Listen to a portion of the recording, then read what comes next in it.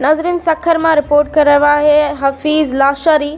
All Pakistan inter board table tennis boys championship 2025 खां 26 जे आख़िरी तकरीब board of intermediate and secondary education Sukkur में मुनक़िद की वई।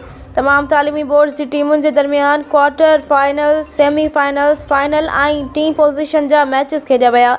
इंतहाई सख़्त ऐं थकाए छॾण वारे मुक़ाबले के बाद BISC सवात पहिरीं पोज़ीशन हासिल कई, BISC लाहौर ॿीं पोज़ीशन हासिल कई, जॾहिं त BISC पेशावर BISC फैसलाबाद के शिकस्त ॾिनी टीं पोज़ीशन हासिल कई। ऐं इख़्तितामी तकरीब में कर्नल ग़ुलाम मुस्तफ़ा ओढो ऐं मोहम्मद वसीम महर असिस्टेंट कमिश्नर मेहमान ख़ास तौर शरीक थिया।